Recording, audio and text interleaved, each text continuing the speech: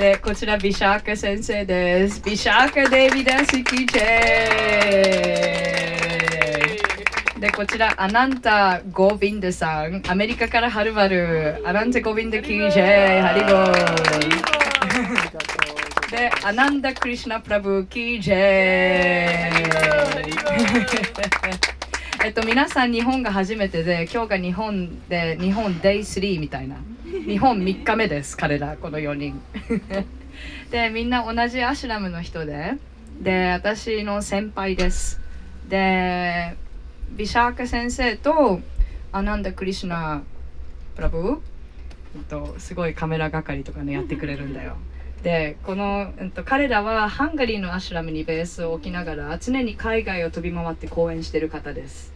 で、アナンタ・ゴビンダ・プラブとチンターマニ・ディディもアメリカの人、みんなアメリカの人なんだけど、彼らはアメリカから飛行機乗って飛んできてくれました。で、みんな時差ボケがすごいのになんか頑張ってくれてますね。で、本当に今回別に何ヶ月前から予定してたってわけじゃなくて、たまたま1ヶ月半ぐらい前にみんな日本に行くみたいな感じになってみたいな、そんな感じでこんな流れになってます。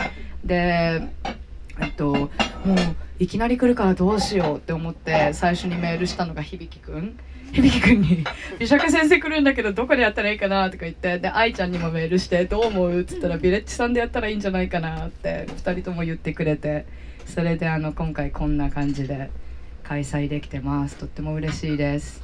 で、ちょっとビシャカ先生のイントロデュース、紹介なんですけど、彼女はアメリカ生まれアメリカ育ちで、バクティヨガをすでに、実践している家庭の下で生まれて、で、親御さんがとてもバクティヨガの活動に活発な方たちで、もう小さい時から海外飛び回ってる人です。で、もう16歳17歳ぐらいの時にもうバクティヨガ以外に道はないと思っていて、20歳ぐらいの時にインドに行ってもう出家してます。で、10年インドに住んでいて、で、30代超えてぐらいからずっと海外で講演活動とかに飛び回ってる人です。で、私たちの先生がいて、で、先生に15年くらい前に日本に行ってくれっていうふうに頼まれていて、で、それが、起きているのが今みたいな感じで、なのでここに集まっていただいてとってもありがたいというか、すごくご縁があると思っています。なので、ありがとうございますで、私も今10分ぐらい前にお会いした堀田芳樹さん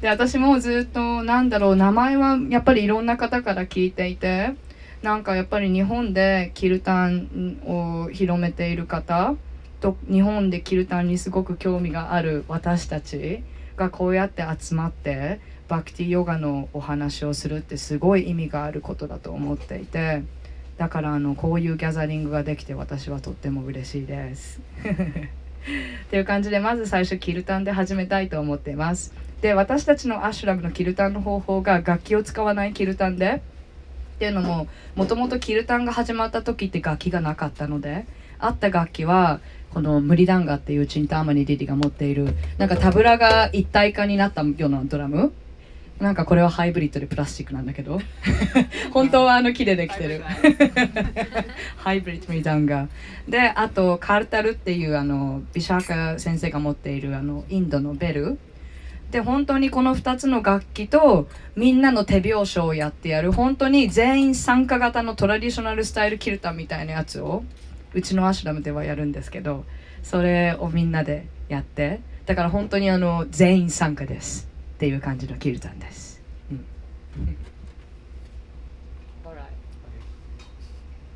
マハマントラ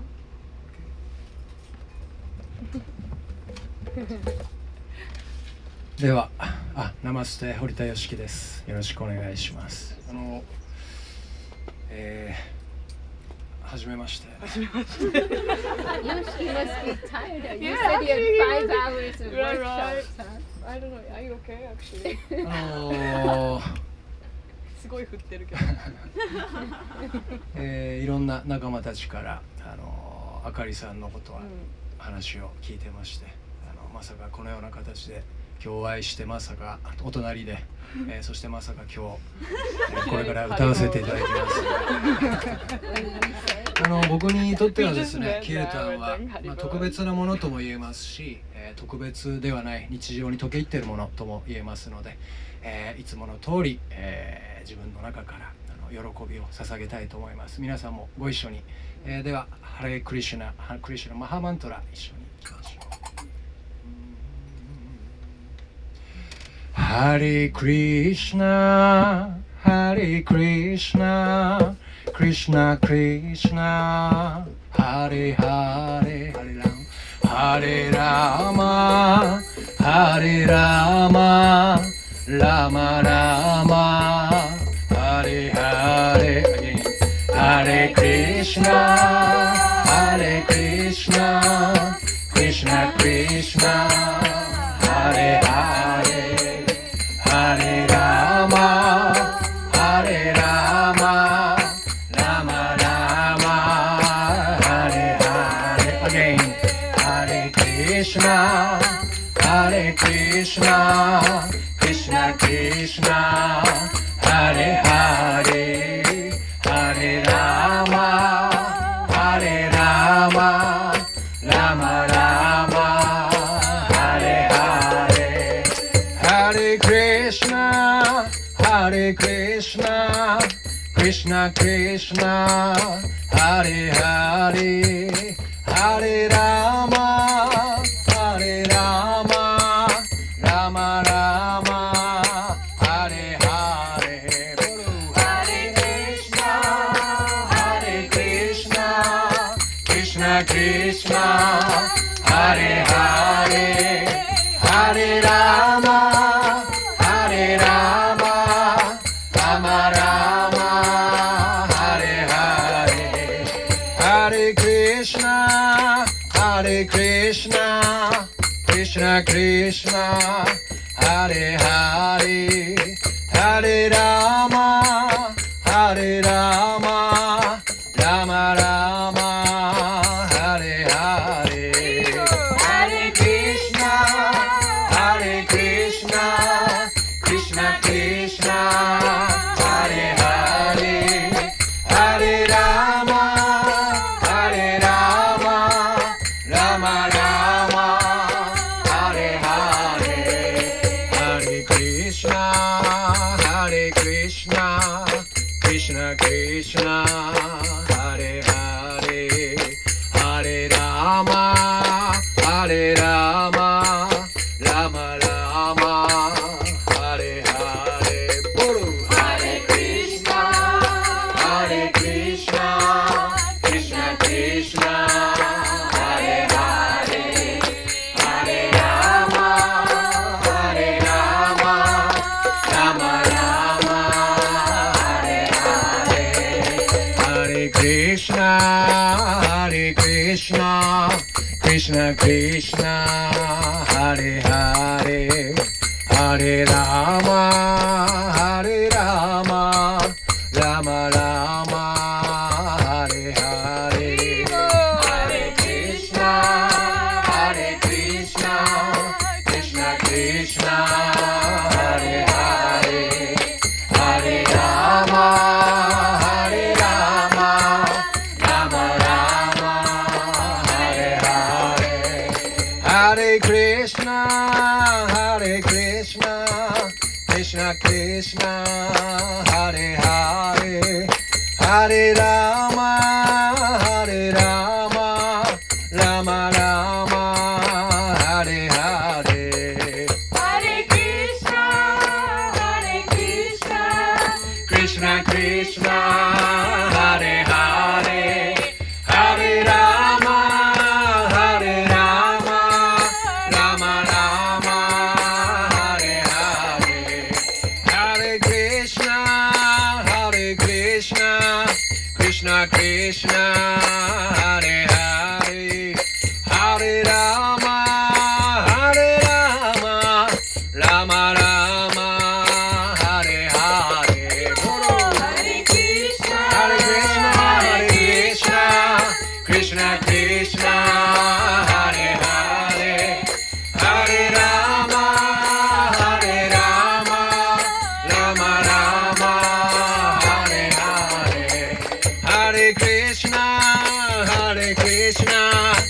Krishna Krishna Hare Hare Hare Rama Hare Rama Rama Rama Hare Hare Hare Krishna Krishna Krishna Hare Hare Hare Rama Rama Rama Hare Hare Hare Krishna Krishna Krishna Hare Hare Hare Rama Rama Rama Hare Hare Hare Krishna Hare Krishna Hare Hare Hare Rama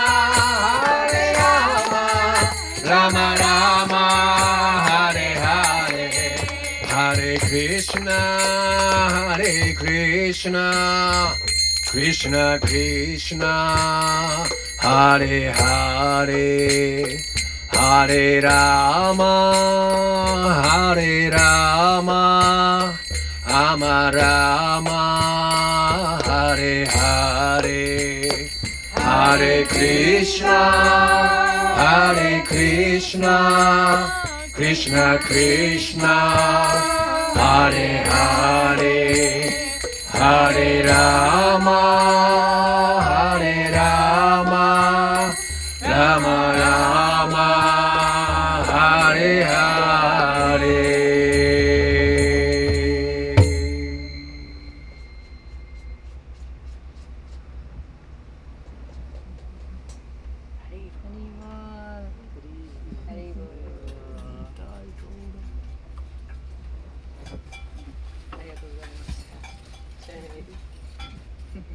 In Bengali we say Kub Sundar.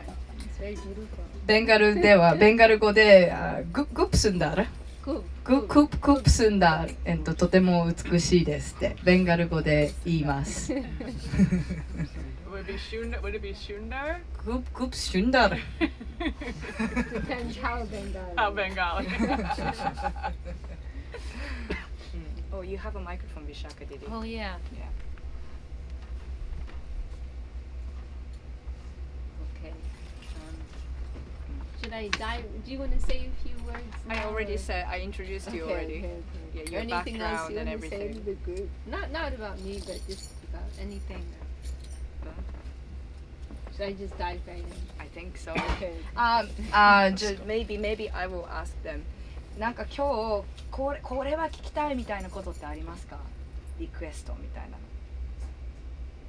なかったらもうビシャカさんに私皆さんのバックグラウンドをもうすでにお伝えしていて、で皆さん関西でキルタンを学ばれていて、キルタンがすごく好きで、もうある人は何年もやっているし、ある人はずっとやっているし、キルタンをリードされている方もこの中にみんないっぱいいますってことをもうお伝えしています。なのでなんか質問があるとかこれは聞きたいっていうことがあったらすごく貴重な機会だと思うので、ぜひ聞いてください。リクエストとかもあったら。I just told them they can ask you any questions. Okay, But then I yeah. also told them that I've told you all like their backgrounds. Okay. Like, I told you like they've been doing kirtans for some Mhm. time. They're leading kirtans, so Mhm. like you will speak Mhm. to them. Like, Okay. you know them already. Well, first I'd like to thank our hosts, Anandamayi, Akari, Devi here.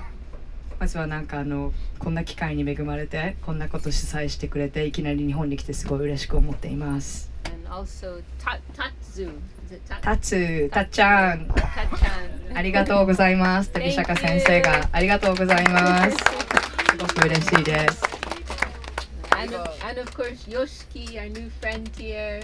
新しい友達のヨシキさんありがとうご We're ざい very ます。 grateful. We know that I think this isn't. Oh, it is. Hello. Maybe use this. Yes, it's, I don't it's actually working. need it. You're the one who needs it. But we know Yoshiki. He brought a lot of you here today, and also he shared his beautiful kirtan. So we're very grateful to him. いろんな方、ヨシキさんのつながりでみんな来ていただいてすごいありがたく思ってます。And he's already doing a lot of good work to spread this beautiful message in Japan. で彼日本でキルタンの普及活動にすごい熱心にされていてすごいありがたいと思ってます。And I also want to thank all of you for bringing your light, bringing your joy to our gathering here tonight. で今日ここに来てくださった皆さん一人一人なんかみんなすごいキラキラしていてみんなそれぞれの光をこっちに持ってきてくれてありがとうございます。 Actually, Kirtan is maybe I don't need I think better microphone のマイクあった方がいいですよね。うん。this. Okay. You just need to hold it close to you, okay? Actually, Kirtan is very purifying. キルタンはとてもなんだろう浄化作用があります。And so when I saw all of your response when Yoshiki was leading Kirtan, you all were immediately jumping into this space of joy. I thought I could see, oh, already they've become very purified by Kirtan. なのでなんかヨシキさんがキルタン始めてでみんなでキルタン今やりましたけどもうそのキルタンを始めた途端なんかもうみんなすごいなんかいきなりもう浄化されてもうすごいなんかもう純粋な楽しみ純粋な幸せっていうところでみんなつながってやっぱりキルタンはすごいなと思っています。 There was no time lapse, but just immediately jumping into the joy of Kirtan. もうなんか本当もうすぐにそのなんだろう純粋な楽しみ魂の楽しみっていうところにつながることができた。 And I know that you all have some familiarity already with this practice of Kirtan. で皆さんがもうすでにキルタンのことを知ってるっていうふうには聞いてます。 And I was thinking, She's new to Kirtan. she's new to Kirtan. Okay. Was this your first Kirtan experience? これ初めてのキルタンですか？ Okay. Welcome. Okay. Well, then I can say, Kirtan. Well, you were in the talk. You were in the talk just now at Earth Day, right? So she did have some introduction. We just had a talk at Earth Day, and Sarah was there. 私たちさっきまでアースデーの会場の岡崎公園にいてそこで45分間ちょっとお話しさせてもらったんですけどサラさんそこのところにもう来てくださっていて This whole visit, there have been so many special connections that have been taking place. なんかもう今回の訪問って本当にシンクロニシティだらけもう偶然というか偶然的のように見える必然的なことだらけで But I was thinking now to share something about Lord Chaitanya. Perhaps you haven't heard so much about him. で今回何を話そうかなって考えた時に思っていることがチェイタンニャさんっていう人のことを今日は話そうかなっていうふうに思っています。 As you may have heard already, the Vedas, the scriptures of India, they describe that this material plane moves in cycles of 4 different ages in time. ベーダを勉強された方はもうすでにお知りかもしれないですけどユーガと言われる宇宙の季節というものがありまして And in each of these ages or yugas, there is a particular spiritual practice that is prescribed as the most powerful means of attaining enlightenment. でベーダの経典に書かれているように各学日本語たまにおかしいです。各学の日本の各々の日本の季節日本じゃない宇宙の季節によってどのヨーガの方法が一番効くか一番推奨されているかっていうのがインドのベーダにもすでに書かれています。 So Kirtan is the practice prescribed for this age. なのでキルタンはもうベーダに書かれているのように今私たちが生きているこの時代に一番推奨されているヨガの方法です。 And this Hare Krishna mahamantra which we were just singing, this is the mantra especially prescribed for this age. The mahamantra means the supreme, the great mantra. でマントラにもいろいろあるんですけれどもこの今の宇宙の時代にはこの今さっき唱えたハレイクリシュナマハマントラが一番推奨実はベーダでされていてで、マハっていうのがもう最高のっていう意味でそれでマハマントラっていうふうにこのマントラが呼ばれています。 It is the supreme prayer for all of humanity to attain enlightenment, to have their souls purified and uplifted.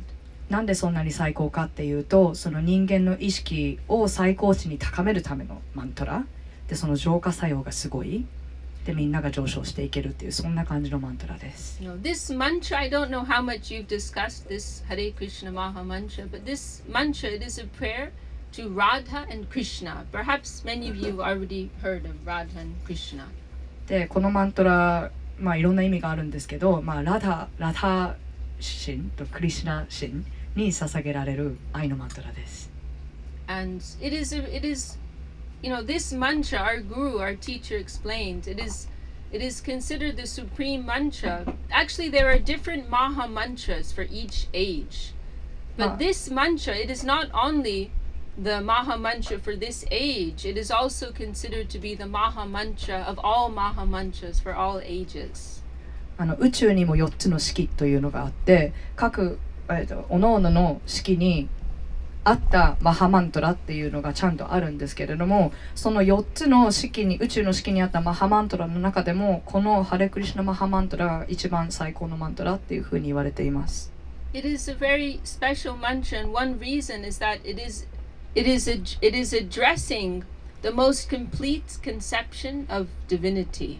なんで最高かっていうと、これが一番純粋で、その神聖な愛を表現するのに一番合ったマントラ、そのものだというふうに言われています。神聖な愛の。So the word Hare in this Maha mantra, it is referring to Radha, and she represents the feminine, the female principle of divinity. で、ハレーが何かというと、ハレーがそのラダ、クリシュナの愛する人のラダで、ラダが神聖の女性性を意味しています。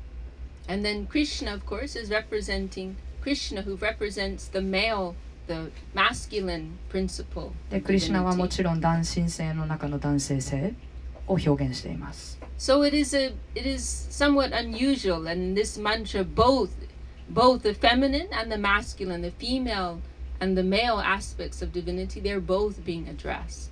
なので、なんでこれが本当に完全体なマントラかっていうと、その女性性と男性性の神性がすごい調和的に表されているマントラがマハマントラ。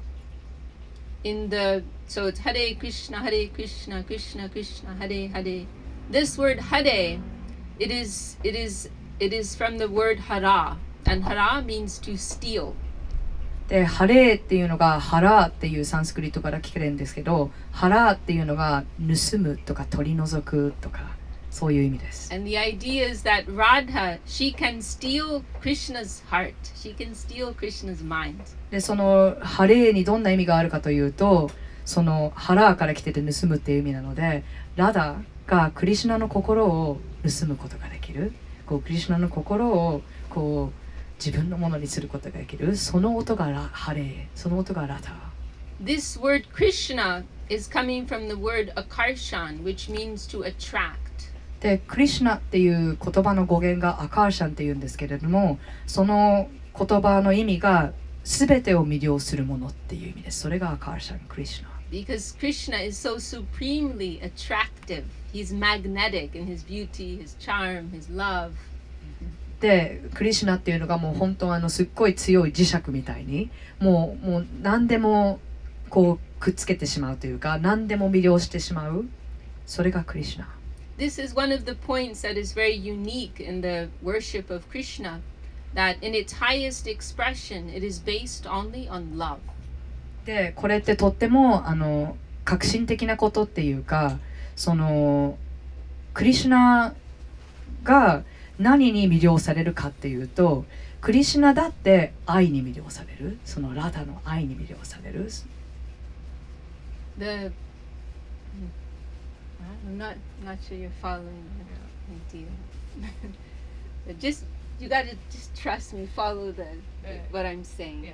You'll see where I'm going. Okay. But just follow. Alright. But sorry. Otherwise it'll get confusing. So, generally worship of the divinity of God, it's based on some element of reverence, right? 一般的に言うと、何か神様の崇拝っていうと、なんかなんだろう、ちょっと神々しいものを称えるみたいな意識というか風習が一般的に言うとあると思うんです。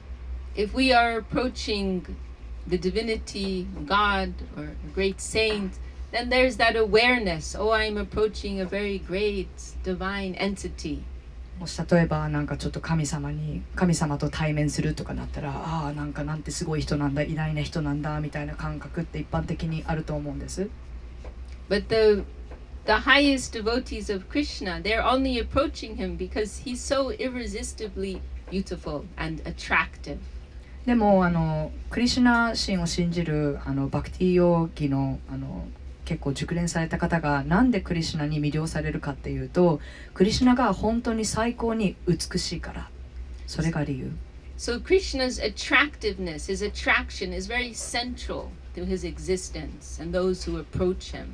そのクリシュナが魅力的だっていう事実がすっごく大切なこと、一番基軸になっていること。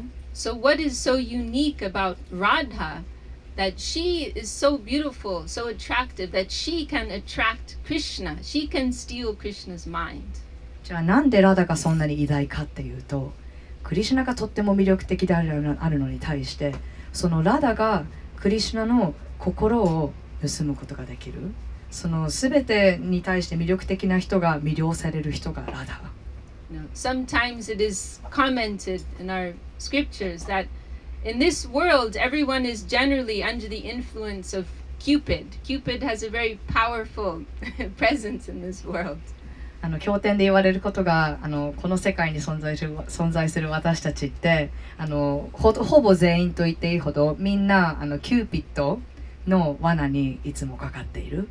But Krishna is so attractive, so beautiful, so charming that he can attract Cupid. でクリシュナってもう本当に魅了的な人なのでキューピッドさえもクリシュナに魅了されてしまう。So he who attracts the whole world is attracted by Krishna. なのでクリシュナって世界の全部もう本当に全てを魅了する人で、その全てを魅了する人がラダに魅了される。But then Radha, she is so supremely attractive that she can attract he who attracts the whole world. なのでラダが本当に魅了的で、ラダの愛がクリシュナという全宇宙の全てを魅了する人というものを魅了してしまう。I said that wrong. She can attract he who attracts the whole world. Can you say it again? Radha can attract Krishna, who attracts Cupid, who attracts the whole world. そうなのでラダの偉大さっていうのは、ラダがクリシュナというキューピッドさえも魅了してしまうような人を魅了してしまう、その存在がラダ。So in this mahamantra she is referred to as Hara, she who steals the mind, the heart of Krishna. なのでこのマハマントラってラダの名前から始まっていて、そのハレーがラダ、そのラダの意味がそのキューピッドさえも魅了されてしまうクリシュナのハートを掴んでしまう、その純愛さ。Then in the second line, Hare Rama, Hare Rama, Rama Rama, Hare. This Rama, there are different interpretations of this Rama, but the special teaching given by our teachers is that it is actually referring to Krishna again, this Rama. でハレクリシュナマハマントラの2行目にハレラーマって出てくるのラーマなんですけど、ラーマにもいろんな解釈があるけれども、これもクリシュナのことを表しているラーマ。And this word Rama it means pleasure, refers to pleasure. でラーマが何を意味するかというと、喜び、精神世界の喜び。And so it is referring to Krishna who gives joy, who gives pleasure to Radha. なのでラーマが何かというと、クリシュナ、ラーダに精神的な喜びを与える人という意味でラーマ。Then another very special point about this Maha Mantra is that it is couched, it is composed in a special grammatical case. Probably you have it in Japanese. In English we don't, in modern English we don't have it, but it's a grammatical case called the vocative, and you use it when you're calling someone. Maybe you Hare, have right? it. Yeah, and also Krishna is in the vocative. Krishna and Hare, they're both in the vocative. Do you have that in?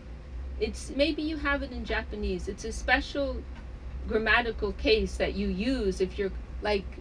It doesn't exist. It doesn't exist in. But you can explain the idea. なんか例えばcan I just say like an example?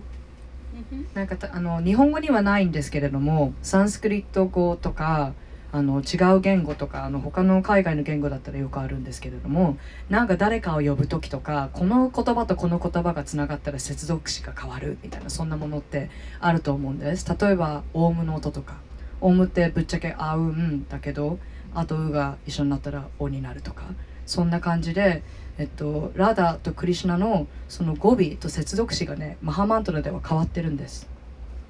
We have more friends arriving. どうぞ Welcome. どうもようこそ Welcome. Running out of space. So this mantra, the way that it is phrased, the way that it is composed, it's in this particular mood of calling out, like you're calling someone. なのでこのマハマントラのムード、なんかこの唱えるムードっていうのが誰かを呼んでいる、そんな感じの文法っていうか、その接続詞とか語尾のつながりがそんな感じでなってるんです。マハマントラって呼びかけている音。We heard one story about one of the saints called Bhakti from the last century. バクティ・ヴィノードっていう聖者が100年くらい前にいました。But we heard there was one young boy who grew up as his neighbor. Imagine having as your neighbor a great saint. まあその人がそのバクティ・ヴィノードが少年だった時、まあそんなすごい成人な人が少年時代で自分の近所にいることを想像してみてください。And later on he shared with some of his friends how he experienced his neighbor Bhakti Vinod that like 3 o'clock in the morning, very early, he would chant this mahamantra.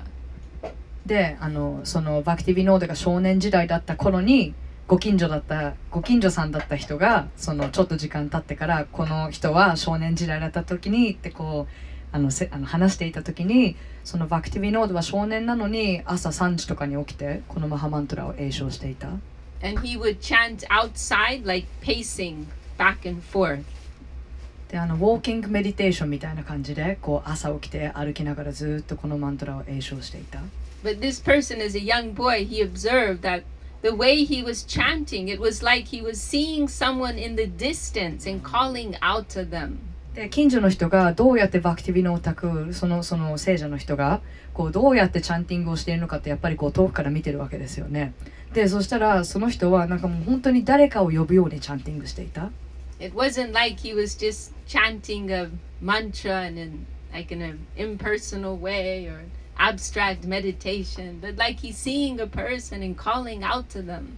なんか瞑想的とか機械的になんかこう中に入って瞑想するみたいな感じではなくて、もう本当にそこに誰かがいるような感じで、なんかもう呼びかけている感じでチャンティングしていた。So this is something very special and important about this mantra, is that it's a direct call to divinity. なのでこのマントラがなんでこんなに重要かっていうと、もうこれはもう本当に直接的に神様に呼びかけるマントラ。And if we chant, even if we don't have so much understanding and we may have many limitations within ourselves, but if we chant this mantra with a little bit of faith, then we will feel the results of that within our hearts, within our lives. でもしそんなに知識がなかったとか、なんかあまり経験がなくても、もう本当にマントラの効果を信じて、もう本当にそこにその人がいるような感じで呼びかけて唱えると、本当にその効果が返ってくる。We are calling out to these divine beings, please give me your connection, please enter my heart, please enter my life. でキルタンって何かっていうと、本当にその神様にもう本当に私の体に入ってきてください、私の心に入ってきてください、あなたの助けが必要ですみたいな、そういうムードで呼びかけている。One of our teachers, Srila Sridhar Maharaj, he made this very nice point that when we are beginning our spiritual journey, then we may feel that, oh, the spiritual world is so far away, the plane of spirit is so far away, and we've heard of a few saints in history, but this immediate world is everything. 私たちの先生の一人であるシリダー・マハラッジ先生という人が言ってた言葉の中で、私たちがスピリチュアルジャーニー、精神世界のなんか修練みたいな旅を始めた時って、なんかもうその世界が大きすぎて、なんかもう遠いなとか、もう知ることいっぱいあるなとか、なんかすごいその精神世界に入っていくそのものがなんか遠く感じられてしまうかもしれないけれども、一番大切なのは今ここの世界。You know, on the one hand, we have many practical necessities, right? We have bills to pay, we have mouths to feed. で今この世界が何かっていうと、一方でやらなきゃいけない物質社会なことがあって、例えばこの光熱費とかそういうのを払わなきゃいけないとか、これをやらなきゃいけないっていう世界もここにはあって、We have exams to pass. とか試験にパスしなきゃいけないとか。And then there's also our desire, right? Many of us have desire. We have ambition.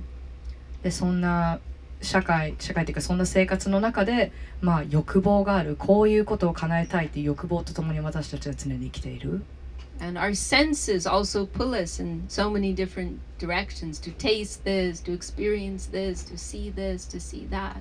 で私たちの五感が常に私っていう存在をいろんな方向にこう引いている。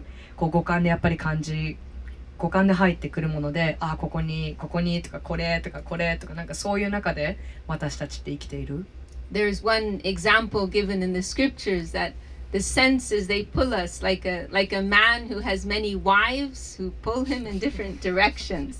で経典の中で一つの例えがあって、その五感っていうのはなんかこうもういろんな奥さんがいて、もうなんかいろんな奥さんにいろんなところにこう呼ばれるみたいな、そんな感じで経典には書かれていて。So our senses pull us in so many different directions. We have pressure, right, from society, from family, and so on. なので本当五感にこういろんなところに惹かれながら私たちっていて、その五感の中で感じることってやっぱり楽しい奥さんとか楽しいことだけじゃなくて、そのプレッシャー、世の中のプレッシャーとか社会からの責任感とかそういうのだって五感から入ってくる。And so in the beginning we may feel, oh, spiritual life is not so relevant.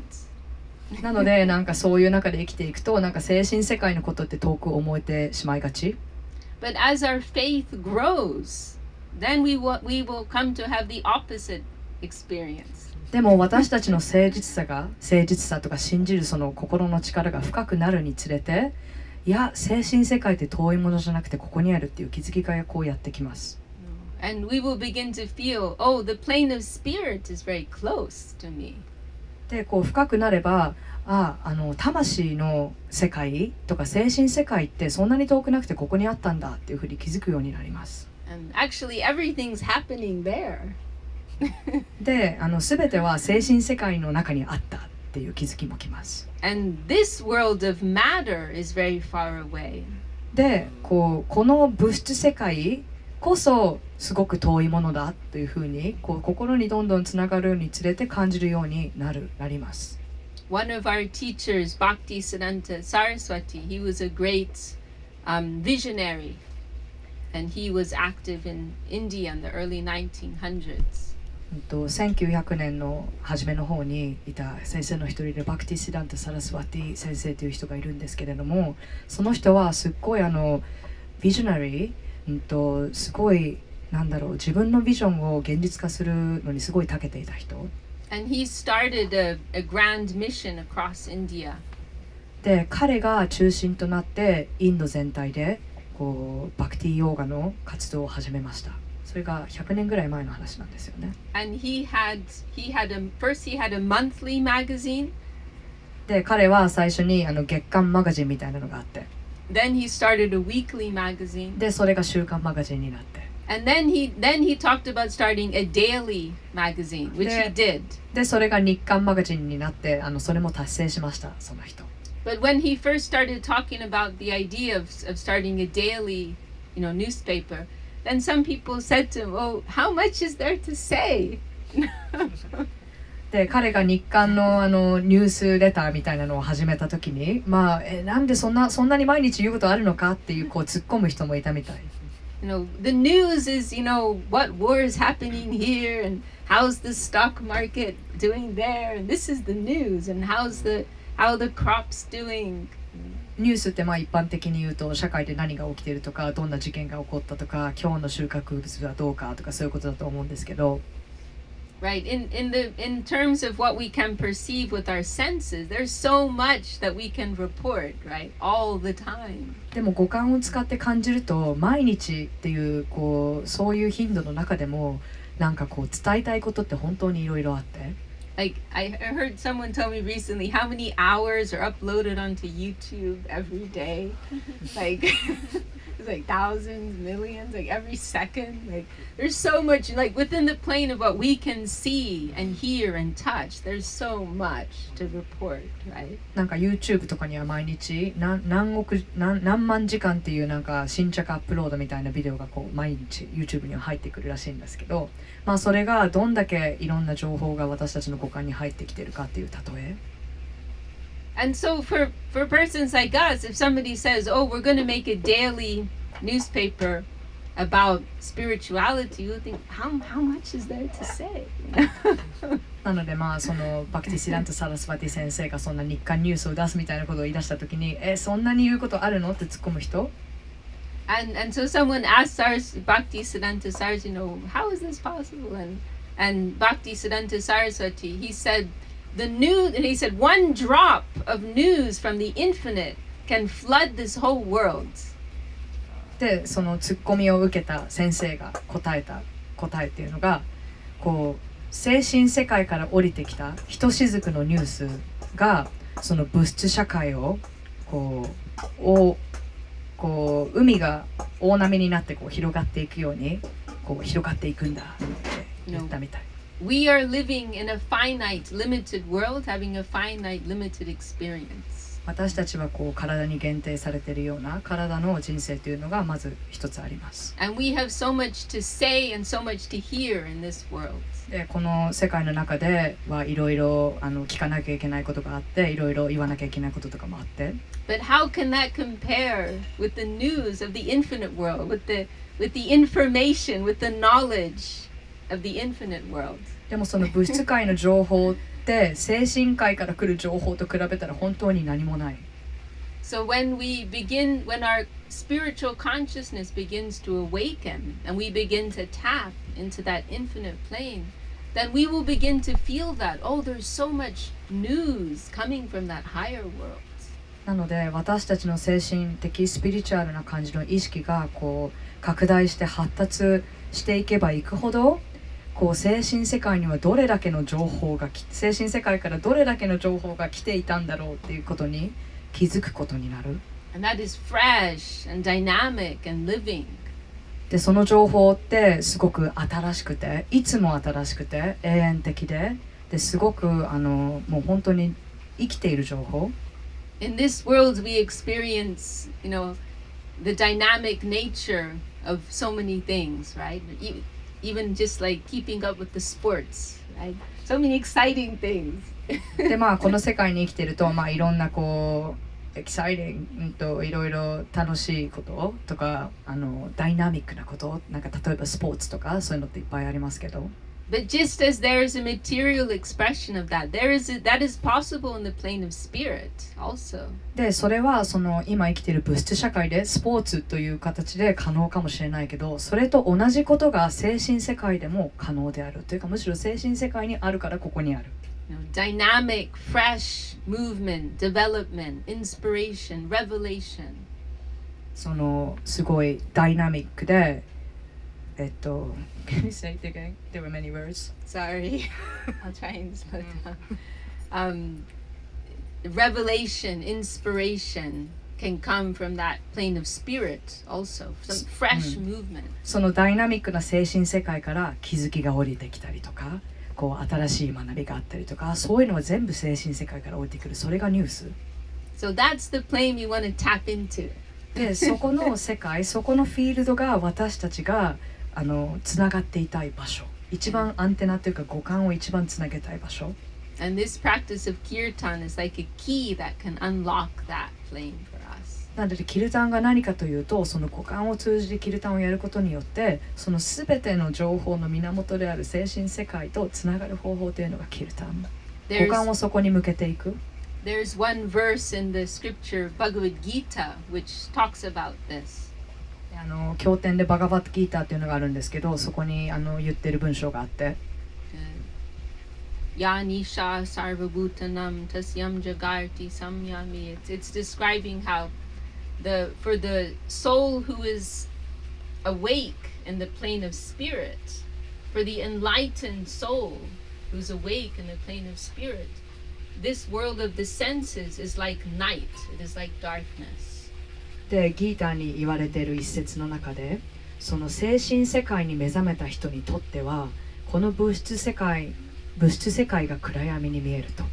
精神世界が光で、この物質世界は暗闇に見えるっていうような説があります。But then it also mentions the opposite is also true, that for one who's awake in the world of the senses, that higher world is like night, like darkness to them. でも物質世界で目覚めている人にとっては物質世界が光であって精神世界が暗闇に見えたりします。So we all want to, and we were speaking in our last meeting about the need to unlock our own potential, our spiritual potential. でさっきもアースデーのところで言ってたんですけれども、その自分の中の可能性を引き出して拡大してあげるっていう必要が私たち一人一人にあって、we are finite beings, but we are also a part of the infinite. 私たちは体に限定されている限定的な生き物かもしれないけれども、その魂であると同時にその永久的な部分の一部でもあるっていうのが同時的に、だから永久的だし限定されているっていうその2つの部分が一緒になった存在。The analogy is given like one spark of a fire or one ray of the sun.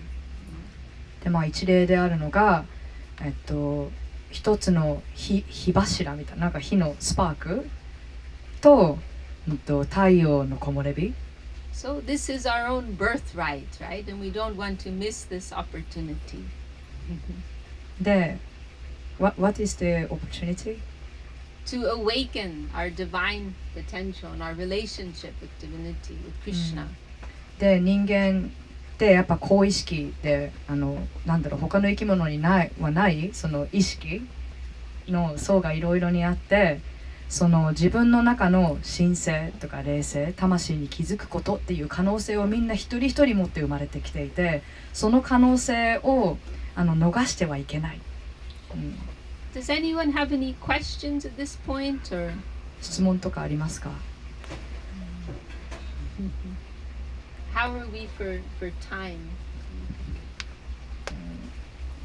Halfway through. We're halfway through, okay.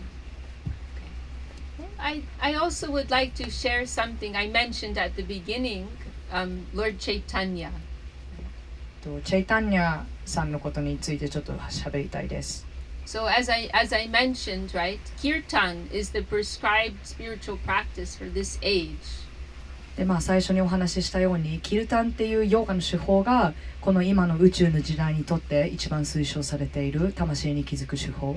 And the scriptures, they also describe that there are particular avatars, manifestations of divinity who come to this world in each of these ages to spread the particular religion, dharma, spiritual practice of the age. でベーダに書かれていることの一つでアバターということがあるんですけど、その神様というか大いなるものがその物質界の存在としてアバターとしてこの地球上に降りてくるっていうことが書かれていて、それぞれの宇宙の季節に合ったアバターっていうのも全部あって。 Everyone knows the word avatar, right? I think so. I don't know how to say avatar in Japanese actually. アバターって日本語で何て言うんですか？アバター化身ですね。そう。化身でその大いなる人がこう体を変えてこの物質界に降りてきて、その生き方を見せてくれというか。Literally, the word avatar refers to one who descends. で、アバターって本当にこう降りてくる人っていう意味。So it indicates a manifestation of divinity who comes down to this world to help the people of this world. なのでその化身アバターが何かというと、こう降りてきて現象化して私たちを助けに来てくれた人、それが神の化身というかアバター。So Lord Chaitanya is described as the avatar for this age, and he came to spread this practice of Kirtan. なのでチェイタンニャ氏はこの今私たちが生きている時代にアバターとして化身として現れてこう私たちの魂の上昇を助けるために現れた人です。And Lord Chaitanya appeared in this world around 500 years ago in the Bengal area of India. チェイタニャ氏は500年くらい前にインドのベンガル地方に現れました。And he renounced his family life at a young age. He became a monk or sannyasi. 彼は若い時代にこの物質世界をやめてお坊さんになってサンニャシになった人です。And he's traveled throughout India spreading this practice of Kirtan and the message of divine love. で彼が何をしたかというとインド全土を回ってキルタンをインド全土に広めてこう人間に生まれてきたことで一番大切なことは神様と愛によってつながることだよっていうことを広めた人です。And he did not put so much in writing, but he left behind this one composition called the Shikshashtakam, which means 8 instructions. で彼って本当ずっと生涯かけてキルタンを広めた人なので、私たちそのチェイタニャ氏のおかげで今キルタンができている。でその人って本当ずっとその活動に専念してた人なので、本とか書物とかあんまり残してないんですけど、一つ残しているものがあって、それがシクシャスタカンって言われていて、シクシャが8でアシタカンがなんかこう文章8つの章みたいな、それを残していて。And these verses, they're all centered around the importance of Kirtan and chanting the holy names of divinity of Krishna. でその8つの、技法がどうやってキルタンをやるかとか、どうやってマントラを唱えるかっていうその技法が8つの文章によって集約されているものです。They talk about the effects of chanting. なんかチャンティングにはどんな効果があるかとか。They talk about the proper mood that we should try to hold when we chant. チャンティングするときにどんなムードで唱えたらいいかとか。And these verses also talk about the different stages of realization that the soul will move through in the course of their chanting. 魂とか意識とかどういう段階の気づきを経てこう上昇していくかっていうことも説かれている。So for anyone who wants to go deeper into Kirtan, they're very helpful. なのでこうキルタンにどんどん深く行きたいっていう人はこのシクシャスタカンっていうそのチェイタニャ氏が残したものを勉強することをお勧めします。And so I thought for most of you here, you're already very familiar with Kirtan, and so you maybe will appreciate to hear about this. でここにいる大半の方がみんなキルタンに興味がある方なので、多分こういうシクシャスタカムのお話とかすごいいいんじゃないかなと思って。And the third verse, I was since I've come to Japan, I'm so impressed by how polite and respectful and humble the people are, right? So the third verse, you already have covered. The third verse is talking about this point. で海外だと一番第3章っていうのが一番ビシャカ先生いつもよくお話しされたりするんですけど、第3章ってもう本当に日本人の方はもうすでにみんなやっているので、みんな日本人の方って謙虚ですごい他人のことをリスペクトしてで敬う心とか思いやりの心っていうのがみんなにあって、そういう気持ちで唱えてくださいって言ってるのがその3章なんですよね。でも日本人の方ってもうすでにみんなやっておられるなと思ってすごいなと思ってます。Our guru, Srila Govinda Maharaj, he used to always talk about this verse. 私たちの先生ゴヴィンダ・マハラジ先生はよくこの3章をずっと言ってました。And all the time. 本当にいつも。One time he was visiting Colombia and he had an interview with the radio show. 彼が前にコロンビアに行った時にラジオ番組でインタビューをされた時。And he said, they asked him, "What is your message for the people of Colombia?" でインタビューでコロンビアの人に対してメッセージをお願いしますと言われた。And he said, "Your country is so beautiful. You have such wonderful fruits and such, beautiful people. It is a wonderful country. I just add this verse." でゴミンダ先生が言ったことが、いやコロンビアってもうすごい綺麗で、もうみんないい人でフルーツも美味しくてもう最高な国ですね。まあでも一つだけ加えたいことがあります。So this verse is Trinada pi sunichena Trori vasahishnuna Amanina Manadena Kirtaniya Sadahadi. And it says, one who is more humble than a blade of grass. でこの3章がどんな意味かっていうと、Who is 一本の草より謙虚な人、 who is more tolerant than a tree. 雑草より謙虚な人で、木より耐える力がある人、 And who can give honor to others without expecting it for themselves. で見返りを求めないで他人を敬う気持ちがある人。 Then Kirtaniya Sadahadi. This person, they are qualified to always chant the holy name. そんな人が常に神様の名前を唱えることができる。 So I'm very inspired. I see in Japan, everyone's already practicing this. なので日本人の方って本当にもうみんなすでにそういう人なので、 So I think as you continue with this practice of Kirtan, you will quickly experience the results. なのでもうすでに素質が十分にあるので、こうキルタンにどんどんハマっていって、チャンティングにどんどんハマっていくと、そのシクシャスタカムとかに説かれている気づきっていうのがもうすぐに日本人の方には来ると思う。Because, you know, Kirtan, one thing that is not always understood is that, you know, Kirtan, it's not just something that you do sometimes, but to really experience the fruit, it has to become your life. キルタンってたまにやる何かとかじゃなくて、本当にキルタンってもう本当に常にやるもので、そうやって常にやっていくことで、そのキルタンっていうその成果が出てくる。In the sense that we're trying to create the right consciousness to invite that higher vibration. そのキルタンを常にやるっていうライフスタイル、そういう日常生活をやっていくことで、その神聖が降りていく道筋っていうのをこう広げて、それをお迎えすることができる、自分の意識の中に。We want to make our hearts like beautiful temples where we can invite that divine vibration. でそうやったらこう心が綺麗なお寺のように綺麗になって、その神聖がスッと入ってくるようになる。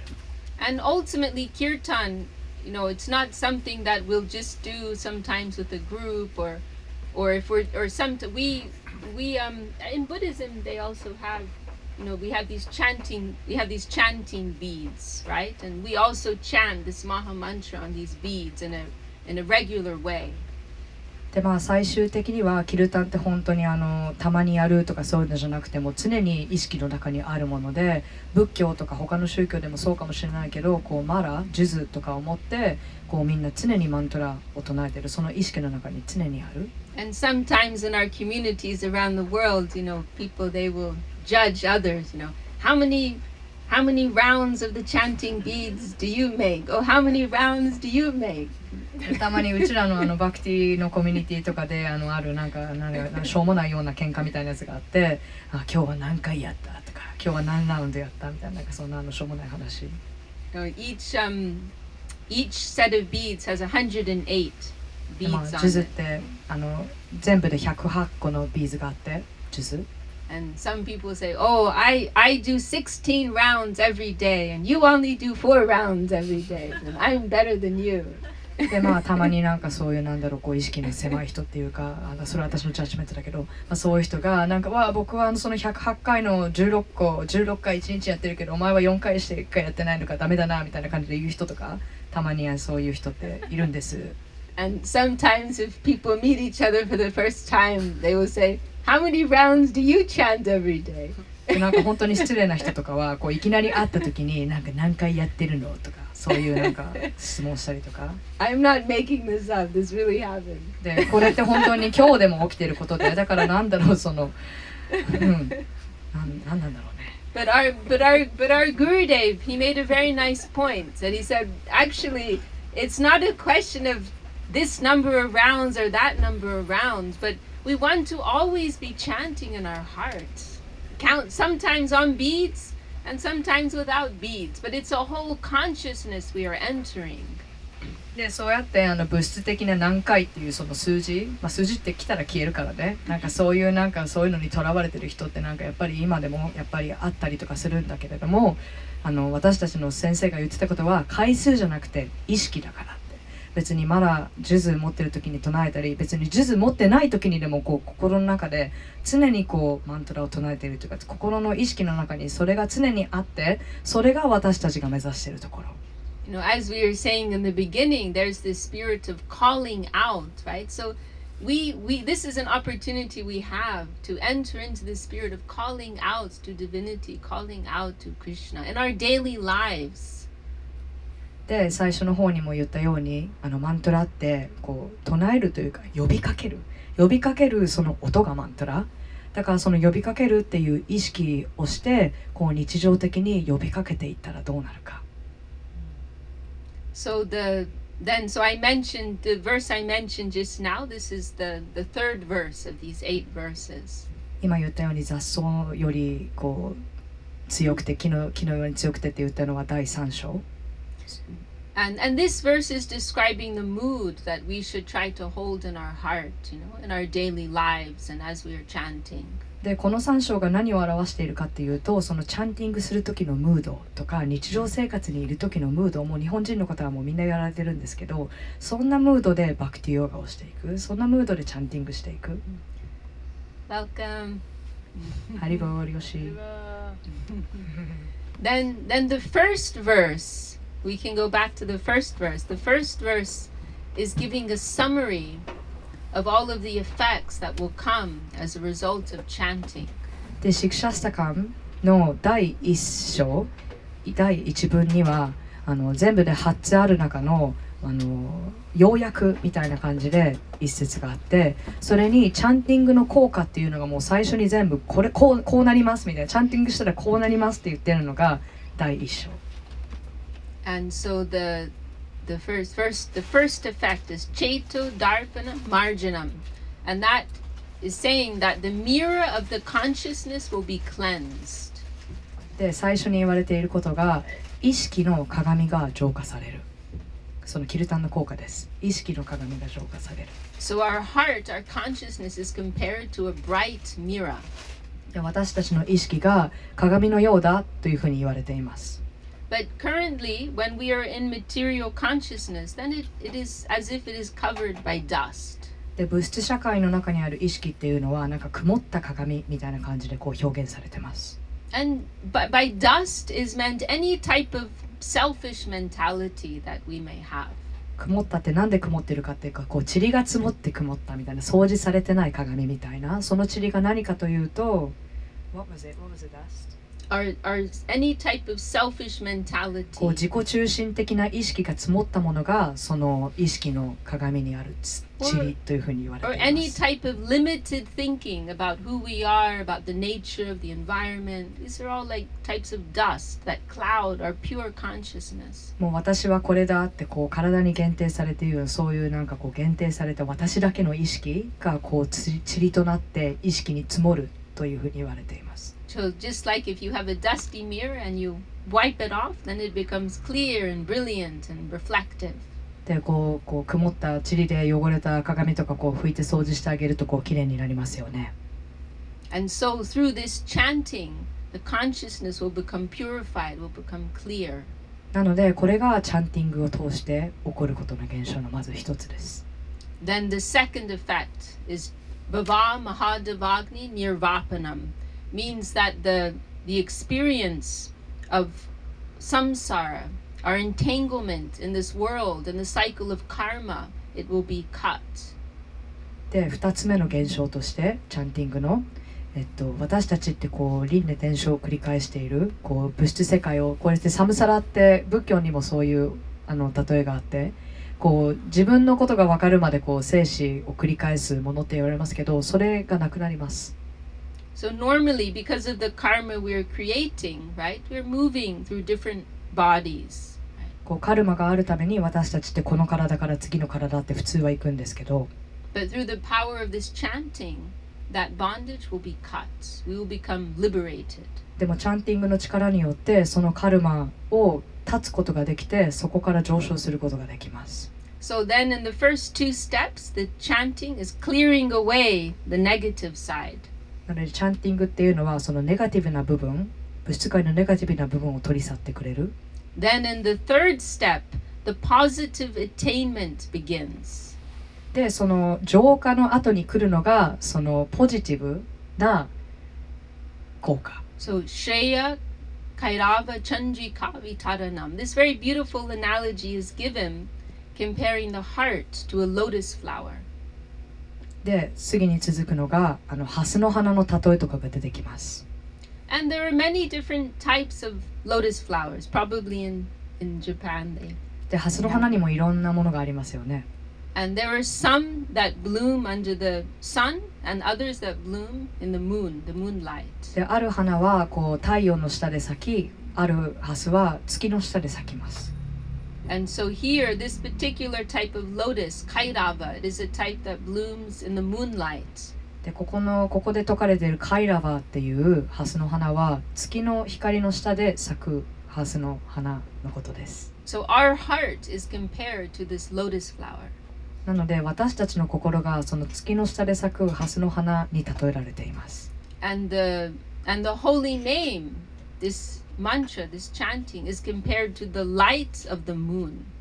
でマントラ、その神聖な名前、キルタンで唱える神聖な名前はその月の光に例えられています。So it is describing that, as this lotus flower blooms in the rays of the moon, so our heart will begin, our spiritual heart, our devotional heart will begin to blossom, to bloom in the light of the chanting of these holy names. なのでチャンティングによってこう月の光がこう神様の名前と一緒に降りてきて、私たちの心がその月の光で花開くハスの花のようにこう魂の心がどんどん花のように開いていく。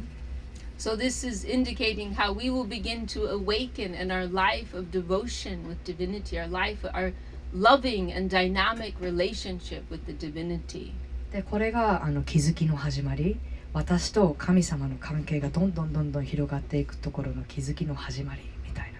So Shreya Kairava Chandrika Vitaranam Vijavadu Jivanam Anandam Buddhi Vardhanam is saying that we will experience an ever increasing ocean of joy, ananda, bliss. でその結果として私たちはこう永久、もう全然消えないこう常に楽しみのこう大原っていうのを大と海って書いてなんて読むんですか？大海原。その楽しみの大海原をこう常にもうずっと続いていくその海の中をこう漂っているっていうような経験がやってきます。その次に。So not just joy, but ever increasing, ever fresh, ever dynamic joy. It's difficult for us to conceive. でその海、その精神的な幸せとか楽しみでできた大海原がどんな大海原かというと、もう消えないだけじゃなくてどんどん増加していくその愛の量、幸せの量っていうのが、だからもうそんなの考えただけでどんな海なんだって思う、そんな感じ。Pratipada means at every step one will experience this. そのプラティパダンっていう言葉があって、それがもうステップ一歩一歩っていうこと。一歩一歩進むにつれてその愛、楽しみ、幸せっていうのがどんどん増加していく。Then Purnamrita Svadanam, one will experience the taste of full nectar. One will experience the taste of full nectar, complete nectar. で、その永久的にこう増加していく愛と楽しみと幸せでできた大海原を漂っていった結果、Can you say it again? Sorry. One will experience nectar, you can say. One will experience nectar in every moment. ある方がその神聖とつながるsweetness. Yeah, sweetness. なんかその精神とつながって、もうなんかこれってすごいもう愛みたいなそういう感情に常にいることができるというか、常にいるっていう状態になる。Sarvatma Snapanam, every phase, every aspect of our entire being will be completely satisfied, fulfilled, and purified by the chanting of these holy names. なんか私たちっていろんな部分で構成されてますけど、そのどんな部分も神様から降りてくる蜜というか甘露というか、そういうのに満たされて、もう常に愛、楽しみ、幸せで溢れていて浄化されている状態になる。And then the last line is very beautiful, very rousing. Param Vijayate Sri Krishna Sankirtanam. Saying, may this movement, may this divine wave of Krishna Kirtan be all victorious in this world.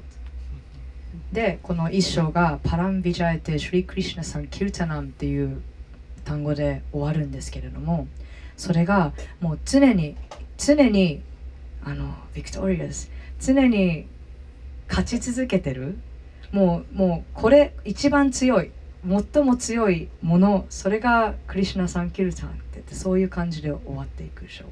There are so many waves and movements of a limited nature moving in this world. でこの物質世界ってもう本当にいろんな波があって、その波って来ては消えて来ては消えてみたいな。But let this wave, which represents truth, love, beauty, joy, let this wash everything else away. Let this conquer over everything. でもその物質界の波ではなくて、精神界の波、愛と美しさと楽しみでできた精神界の波を招待して、その精神界の波に物質界のなんかその限定的な波をすべて取り払ってもらおう。So this is our prayer, that this wave of Krishna Kirtan may wash over us and wash over others, and we can all experience this joy and this beauty. なのでそのクリシュナのキルタン、クリシュナって神様ですよね。なのでそのどんな神様でも大丈夫なので、その神様の名前を唱えるキルタンっていうのが、その精神界から来る愛の波となって、物質界のこういろんないい波であり悪い波であるって、そういうのをすべてこう払い流してくれるようにっていうこうお祈りみたいな章です。And we would like to hear a little more kirtan from our sister here before we close tonight. なのでそんなことをもう今まで聞いてきたとかを踏まえて、キルタンがどうなのかって、本当になんでそんなにパワフルなのかって、そのキルタンを広めた人が言った言葉が今ビシャカ先生がおっしゃってたことなので、私たちってキルタンしている。でそんなことを踏まえながら最後またマハマントラ歌って終わります。And I'd really like to thank all of you for your kind attention. You know, you've been a wonderful audience, very attentive and sympathetic. 皆さん本当に真剣に聞いていただいて、すっごいありがたく思っています。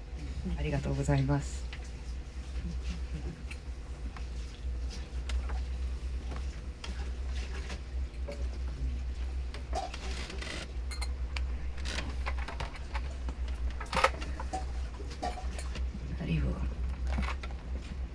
じゃあパンチャタトゥバマントラって言って、その今チェイタンニャ氏のお話ありましたよね。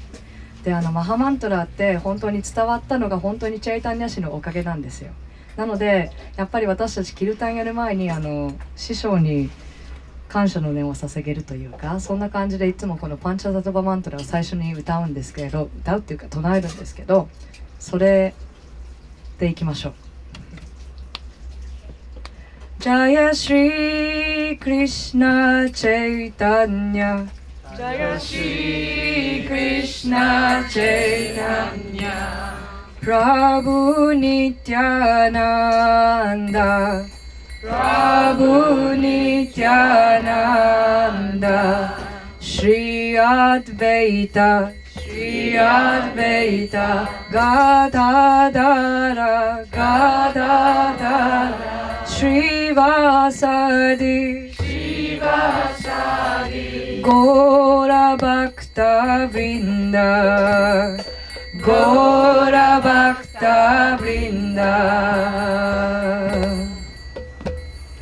Hare Krishna, Hare Krishna, Krishna Krishna, Hare Hare, Hare Krishna, Hare Krishna, Krishna Krishna, Hare Hare, Hare Rama, Hare Rama,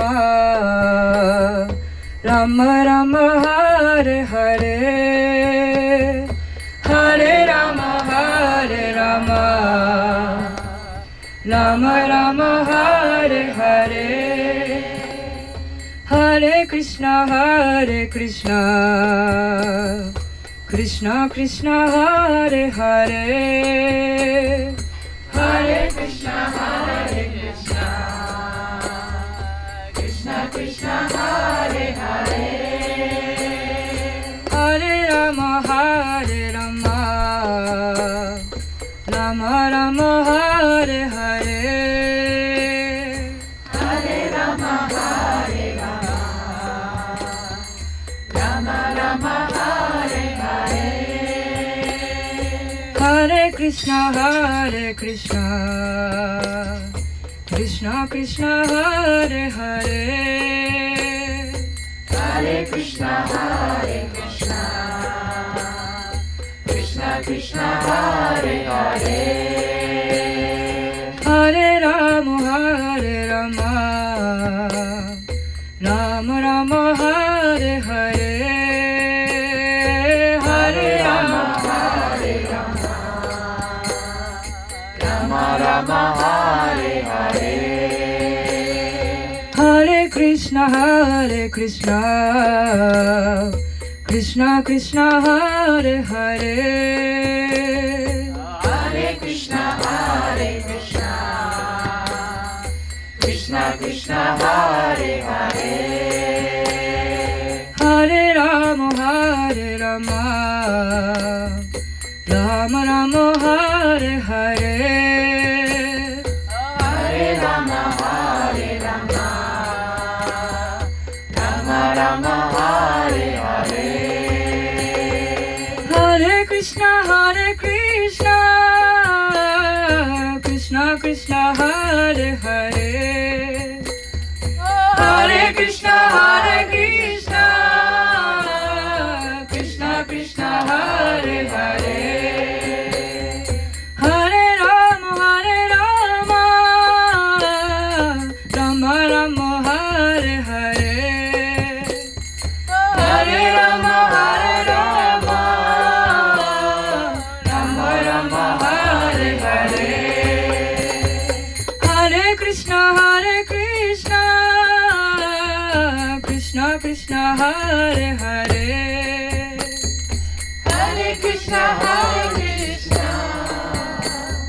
Krishna Krishna Hare Hare Hare Rama Rama Rama Hare Hare Hare Rama Rama Rama Hare Hare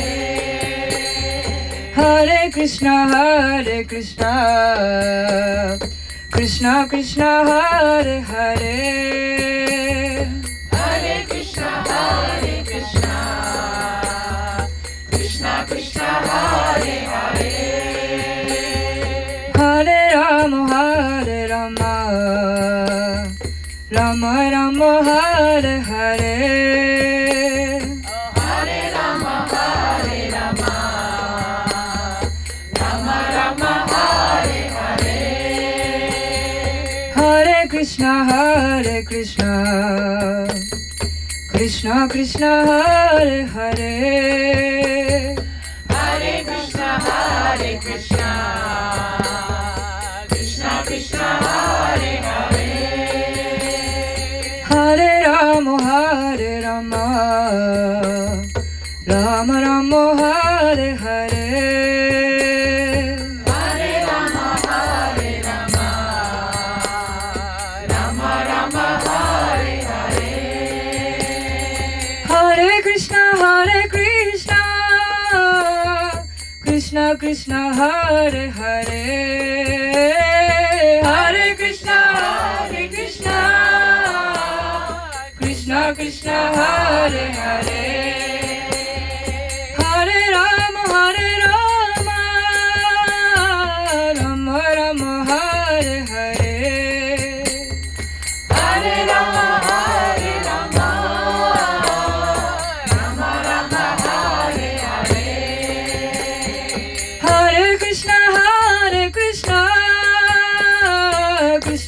Krishna Hare Hare Hare Krishna Hare Krishna Krishna Krishna Hare Hare Hare Rama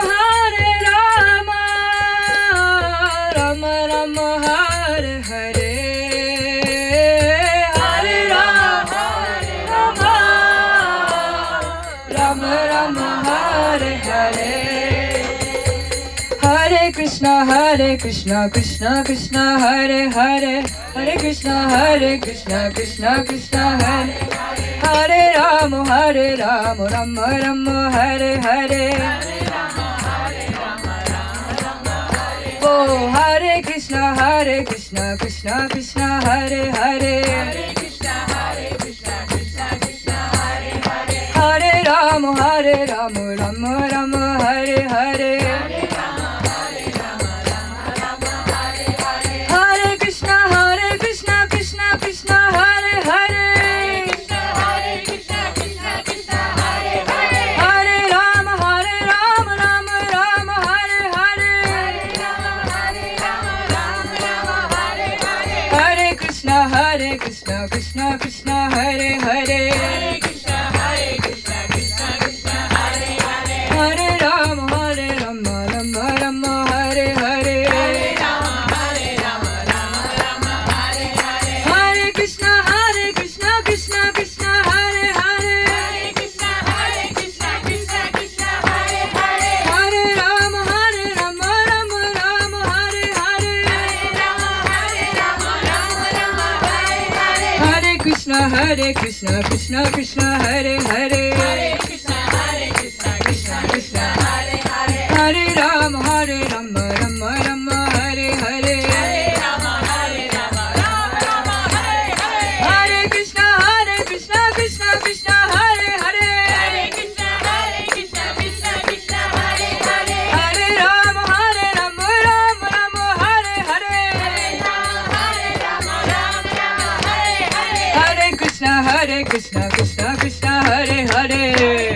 Hare Krishna Krishna Hare Hare Oh Hare Rama Rama Hare Hare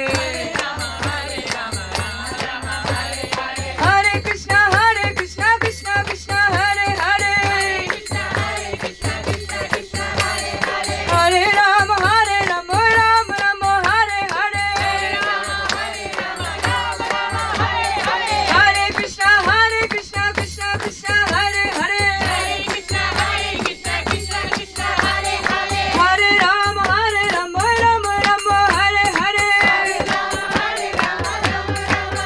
Hare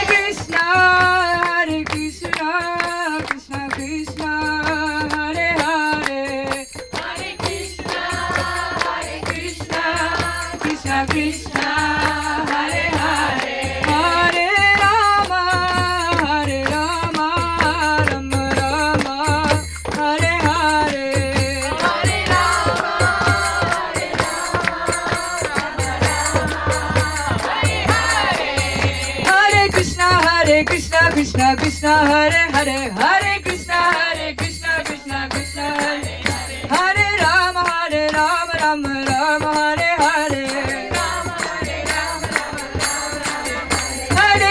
Hare Krishna Krishna Hare Hare Hari Bol Hare Rama Rama Hare Hare Hare Krishna Krishna Hare Hare Hare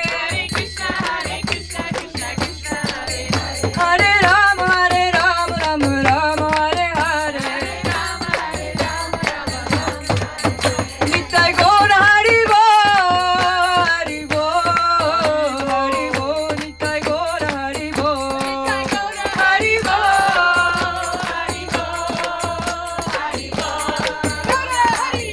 Nitai Gaura Hari Bol Nitai Gaura Hari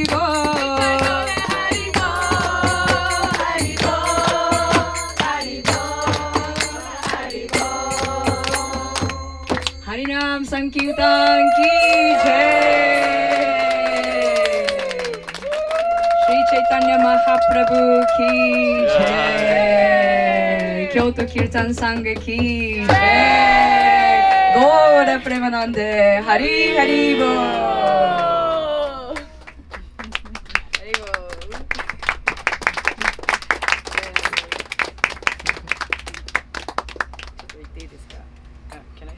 Please, I'm finished. Oh, なんか本当にインドってこんな感じでキルタンやるんですよ。本当に全員参加でも本当にお前歌えよみたいなそんな感じ。はい次みたいなね、本当こんな感じでファミリーなキルタンができてとっても嬉しいです。でちょっとだけ時間があるのでなんか質問とかある人いたらぜひとか思うんですけどとかはい愛さん。Thank you so much. とりあえずまとめて言っていいですか？はい。なんかこういうお話とかこういう場に触れるとすっごい自分が浄化されるような感じがあったりとか考え方がポジティブになれたりするし、キルタン自分でこう毎日歌っていてそういう時間がやっぱり取れたらコンディションが良くなるなって感じるんですね、でも同時に、普通に仕事をしてこの社会で生きているのでその周り、ね、ニュースだったりとかその周りのこう世界の状況とかね、そういうものもインプットする必要があると思うんですけど、でそのニュースに触れる時間が長いと結構ネガティブなものが入ってくるなって感じるんですね。でそのバランスとか、そういう自分とは直接つながっていないところでの、ちょっと遠い国とかそういうニュースとの関わり方について何かあったら教えていただきたいです。So it felt really cleansed and felt really inspired, really positive feeling after hearing about you. But to be in this world, to be in this material world, I just directly translate, yeah? So I still have to be in this world and I need to listen to the news, like social news, world news. And if I hear too much about the news, negative things coming to me. So how can I make a balance? And also if I'm working every day, it's also hard to spend some time to dedicate for Kirtan as well. So how to find a balance? Do you want to, because we have quite a few in the back, I don't think they heard the question. Can you repeat in Japanese? 日本語でもう一回すごい要約して言うんですけれども、日常生活をやってるとあと仕事もあったりとかでやっぱりキルタンに時間が取れなかったりとかもするし、それ言ったっけ？ごめんなさい言ってないですね。毎日キルタンやるっていうのも大変なこととかもあるし、あとその社会のニュースを見なきゃいけない。で社会とか世界のニュースを見てたらなんかそのネガティブなことしか入ってこなくて、どうやったらそのポジティブとネガティブのバランスを取っていったらいいのか、この物質社会で生きている上でっていう質問です。Thank you for your question. It's a very good question. とてもいい質問ですね。And thank you for your attention. すごい興味持ってくれて嬉しいです。And yes, it is a problem that every spiritual practitioner will face. でこういう精神プラクティスやってるとやっぱりこう物質世界とどうやって調和していったらいいのかっていうのがやっぱり一番の課題だと思います。How to integrate, right? These two sides of our life. どうやって精神世界と物質世界を融合していくか。Actually, it is our nature to become too much into one thing or too much into another thing, right? で私たちの自然の姿がもうなんかこっち側に行っちゃったりとかあっち側に行っちゃったりってもうそういうものなんですね、私たちが。So to find that middle line, that is difficult. なのでこっちじゃなくてあっちじゃなくてこの真ん中っていうところを見つけるのがとても難しいです。But having some perspective is very helpful. でもなんかこう視野っていうか物事の見方っていうものを持っているとそれがとても役立ちます。And this is also what the practice of yoga is about. でそれがそのヨガの教えだったりします。どうやってこの世界を見ていくか。It's based on this understanding, right, that we are eternal spiritual beings. まず私たちは永久的な魂であるっていうことその世界に自分を置くこと。But right now we've come down to this experience of the material plane. でもその魂が今ここで物質世界の体験をしている。So now we are seeing A, we cannot immediately jump to B. なのでこっちの A 地点から B 地点にいきなりジャンプするっていうのは難しいことです。We hear about one great saint, Shukadev. He was present many thousands of years ago, and he was living in such a deep plane of spiritual consciousness that he didn't even wear clothes. He would go naked everywhere. シュッカデブっていうシュッカデブさんっていう人がサティアグーガの人ですね。どれくらい前の人なんだろう。すっごい前の人がいて、その人はもう常に瞑想とかして精神世界のところに自分は何者かという意識を置いていたので、もう物質世界の意識っていうのがなくて、その人は瞑想から出た後にもう服も着ずに裸でうろうろしてしまったりしていた。Because he had completely transcended any bodily consciousness. っていうのは彼がもう自分が魂だっていうその意識しかなくて、その服を着るとかそういう物質的な意識は全くもう残っていなかった。But we don't want to pretend or imitate that. でもそんなものに私たちはなりたくないから。So as long as we are still under the influence of bodily consciousness and we still have some duties in this world. なので私たちってやっぱり魂だけれど結局やっぱり体の中にいて、その体の中にいることで人生を通してのお役目ってやっぱりあると思うんです。Then we have to accommodate that side of ourselves. でその体にいる自分、お役目がある自分っていうのもやっぱり融合しなきゃいけません。魂の式と一緒に。But we can consider it like this. We have two duties. 2つのお役目があるっていうふうに考えたらいいと思います。We have one duty as human beings. 一つのお役目は人間としてのお役目。But we also have our soul's duty. で Our も私た soul's ちって need. 魂のお役目っていうのもあって、魂が必要なことを満たしてあげるお役目っていうのもあります。But we have to keep the right focus. なので何が大切かっていうと、正しい集中ポイントを定めること。And we should think that we are, for example, if we talk about a job, right? We should think, I'm keeping a job so that I can maintain myself, so I can continue with my spiritual duty. 例えば仕事をしているっていうことについてだとすると、なんで仕事をしているのかっていうと、仕事をしていることで体の継続ができて、その体の継続ができることで魂のお役目を満たすことができる。I'm not just working for the sake of working. ただ仕事があるから仕事してるとかじゃなくて、I'm not just working so I can become very wealthy and powerful. お金持ちになるから仕事ができるとかそういうのじゃなくて、But I want to try and make enough so I can support myself and those who are dependent on me.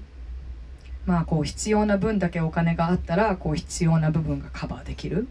And then the remainder of my energy I will use for my spiritual cultivation. で残ったエネルギーとかお金とかはお金もエネルギーですね。言ってないですね、そんなことね。残ったエネルギーはもう全部その魂のお役目を満たすために使う。One of our teachers, he gave the analogy of a woman who has a secret lover. One of our teachers gave the analogy of a woman who has a secret lover. 一つのある先生が言った例え話の中で、ある女性が秘密の恋人がいたらしいっていうそういう例え。So if a woman has a secret lover and she's married, a married woman, その女の人は結婚していたけれども秘密の恋人がいた。then she will probably carry out all of her normal household duties even better than before. でもしその人が秘密の恋人が結婚したのにいたとしたら、多分その自分の家庭のお役目っていうのを必要以上にちゃんとやると思うんですね。So she's taking care of the house, taking care of her husband, taking care of her children, but in her heart she's thinking about her lover. 自分の家庭の掃除したりとか夫の世話、子供の世話っていうのもちゃんとやるんだけど、隠れて自分の恋人を心で思っている。Because this is what we have to remember. All of this spiritual practice, it's an internal cultivation. で覚えていかなきゃいけないのが、なんでこういうヨガとか精神世界のプラクティスは内なる意識のカルティベーション、内なる意識なんだろうか practice, you can say. 内なる意識を成長させるためのもの。So on the surface, there are many things, many duties we have to carry out, but in our heart, we can be connecting with something higher. 外側の環境ではもうこうやってやらなきゃいけないことっていっぱいあるかもしれないけれども、一番こう成長させていきたいのは内側の意識。And we may also experience, just like a woman who has a secret lover, because it's something underground, because it's separate, it actually becomes more intense. で、その既婚の女性が恋人がいたとして、それってやっぱり隠れていることだから、なんかその隠れているってことでなんかもっと情熱的になったりとかする。When you're separated from the thing that you want it even more. で、その離れているっていう事実からなんかもっと欲しいっていうふうに思ったりとかもする。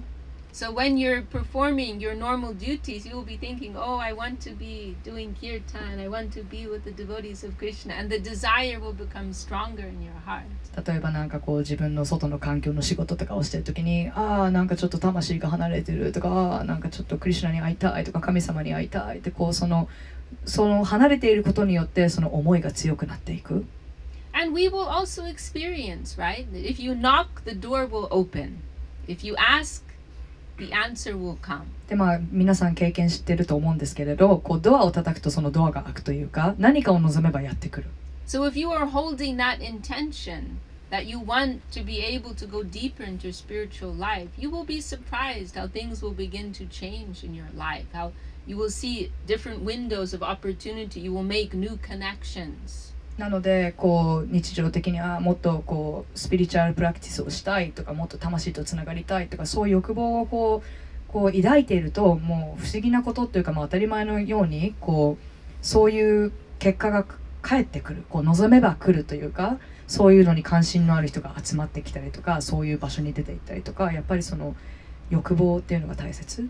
I can say in my life I've experienced so many miracles. 私の人生でもいろんなこう奇跡のようなことがたくさんありました。Like even how I came to Japan, this is a miracle for me.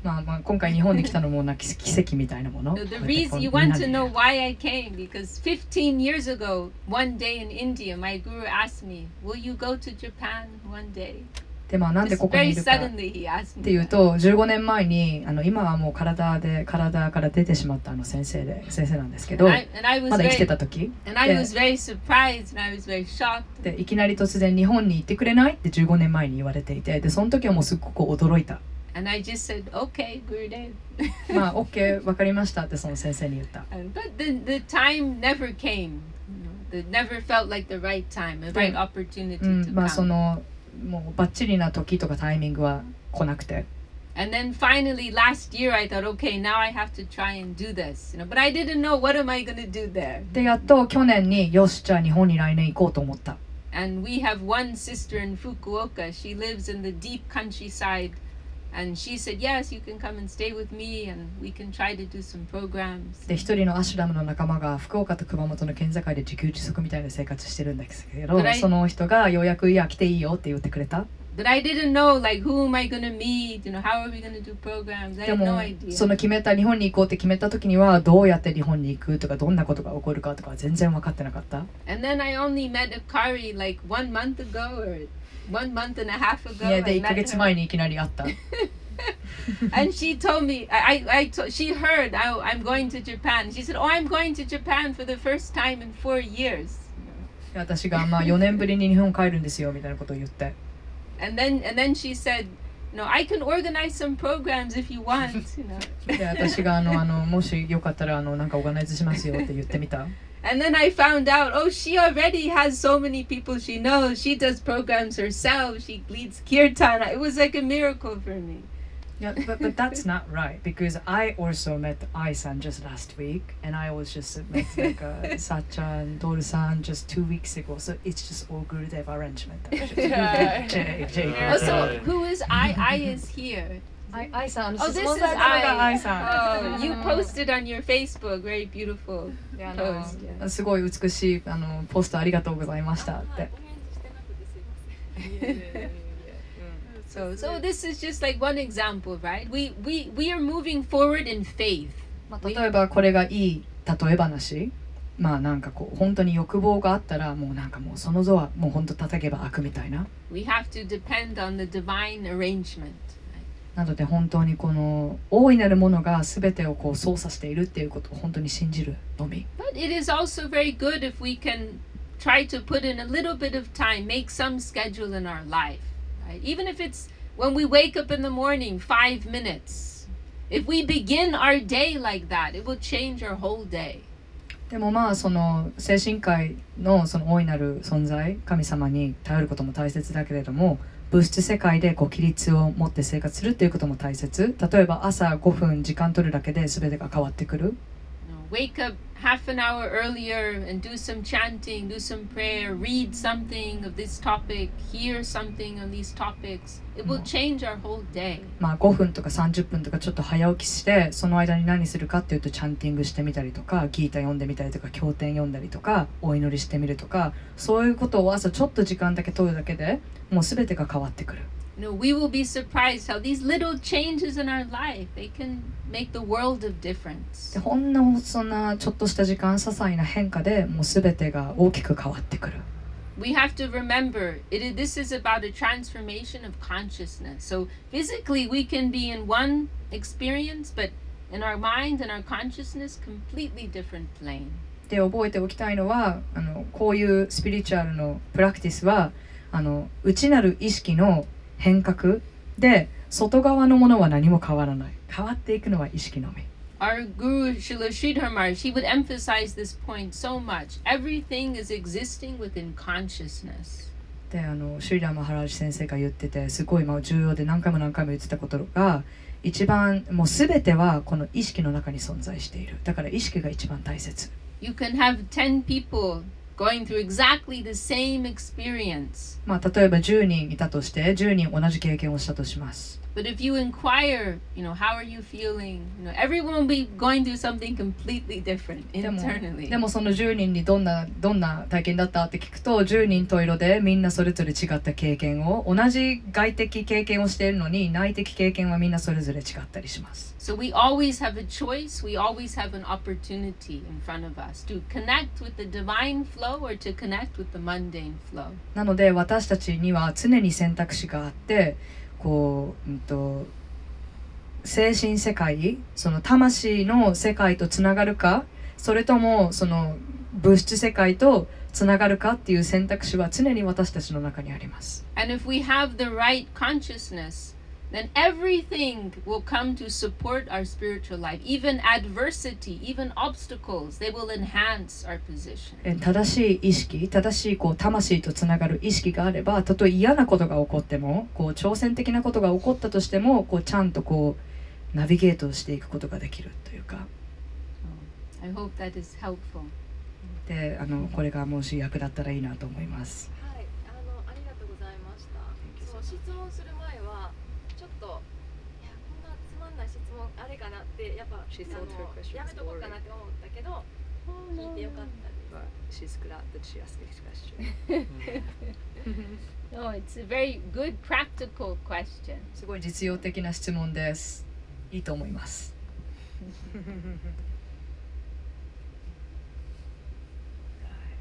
あ、どうぞ。なんか3歳未満の赤ちゃんとかと会う時があるんですけど、その時に何か気をつけた方がいいですか？ Is there anything that we need to be careful if we meet somebody less than 3 years old? 3 years old. Anything that we have to be careful? それはなんでですか？赤ちゃんたちってなんか何も知らない知ってるんだろうけどなんかこの私たちとなんか次元が違うっていうか教えなきゃって思うじゃないですか。でもその精神世界とか物質世界とかいう話を聞いてたら赤ちゃんたちは精神世界から来たっていうイメージを今持って、そしたらどうやって関わっていこうできればそのピュアのまんま育ってくるといいなって今思ったんで、はい。その関わり方。はい。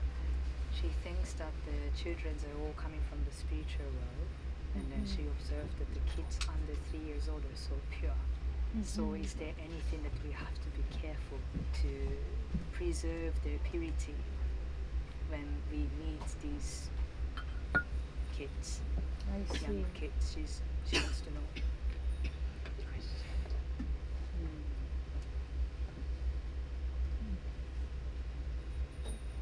Well, to answer that would take some time. 結構深い質問ですね。 Yeah. But I think we're kind of running late, right? I mean, this is actually, oh yeah, sorry. To really answer this question properly, I would need a little bit of time, and we're running late. And I will, oh, sorry. この質問にちゃんとしっかり答えようとすると結構時間かかるなと思っていて、ちょっと時間をしてますよね。 But I would say that we should treat everyone like they're under 3 years old. でも私が今ここで言えることはもう全ての人をその3歳未満の人というふうに扱うのが大切だと思います。 We should be responsible human beings and try to be good association and be a good influence on everyone. そのいい人間である、誰に対してもいい人間で親切な人であるっていうのを誰に対してもやるのが一番重要だと思います。 And we should not underestimate the power we have to change people's lives. で私たちって、自分ってそんなに力がないっていう感情ってあるかもしれないけど、そんなことは思わずにすごい力がうちにあるんだってことを信じて、私には人を変える力があるってちゃんと信じて、そうやって他人と接していくのがいいと思います。 You know, through our simple acts of kindness, affection, attention, we can change people's lives. もう本当にシンプルに人に親切にすること。 No, I lived in our ashram in India for many years, and during that time, one of my services was to take care of the pilgrims who would come from the foreigners who would come from abroad. そのインドのアシュラムで生活してた時の私の役目が、そのいろんな国から来る巡礼者の人をお迎えすることが私の仕事でした。 And I was there for 10 years, right? And so there were so many interactions I had. I don't remember everyone and everything that I did, you know. 10年いたので、いろんな人に会ったし、いろんなことがありました。 But now, like when I'm traveling in different countries, sometimes people will come up to me and say, "Oh, do you remember that time you gave me a pair of socks?" でそんなにいろんな人に会ったので、全員覚えてないんですけど、海外回っている時にいきなりある人が来て、あの時覚えてる、靴下くれたよねとか言ってくれたりとかする人とかいて、 You helped me so much. あの時すごい助かったんだよ。 Recently, someone even told me, I remember, now I'm 38, you know. Recently, someone told me they remembered something when I was like 15 years old, and I smiled at them in a particular way. なんか誰かが自分が15歳だった時に笑顔をくれたのをすごい覚えてくれてる人とかにいきなり会ったりとか。I don't remember any of these things. 覚えてないのに。But in a simple way, I'm just trying to be nice to people. だからもうとりあえずなんかみんなにいい人っていうか親切であること。And people appreciate that. でそれって誰もが感謝すること。 So everyone has that capacity, has that ability to help everyone live a happier life.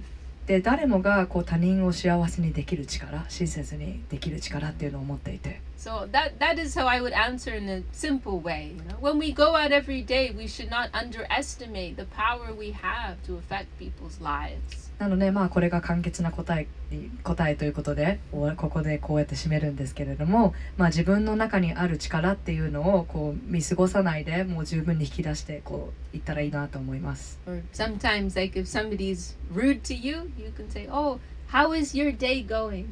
もう Give 例えば them a smile. 誰かがすごい失礼なことを言ってきたりとか、そういう人がいきなり暴れたとしたら、どうだったの？今日何かあったの？って笑顔で返してあげることとか。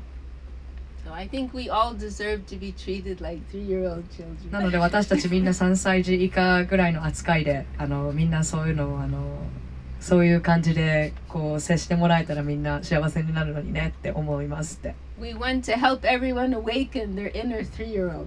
で私たちってもう誰もの中にあるinner child を目覚めさせてあげる。それはみんなお互いすることができる。 Because essentially we are all pure beings, right?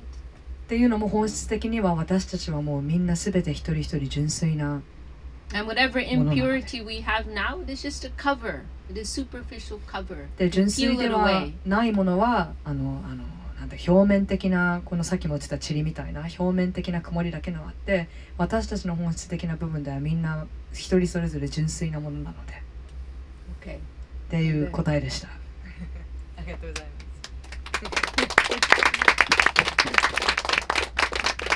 はい、ではそんな感じでお話会でしたとか言ってなんかねちょっとでも役に立つこととかあって日常生活とか自分のキルタン活動とか自分のスピリチュアルプラクティスとかそういうのに取り入れていただけたらなと思います。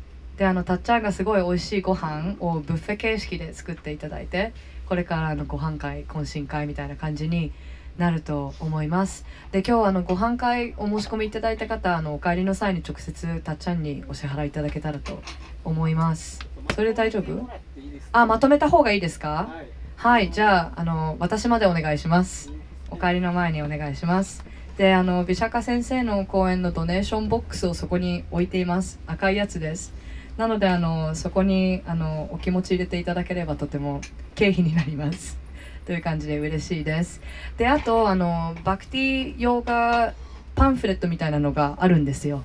そこに数枚置いてるのでぜひもらっていってください。でFacebook ページがあってそこに今日も Facebook でライブをしたりとかして私たち明日福岡に行くんですけどでいろんなイベントが立て続けにあって全ての講演会とか全部 Facebook ライブするので興味ある方ぜひそこのページから録画でもいいのでオンタイムでもいいし見てもらったらつながっていけるんじゃないかなと思うのでぜひフォローしてくださいみたいなそんな感じです。でははいよろしくお願いします。机また並べ直しますのでねそんな感じです。ありがとう。ありがとう。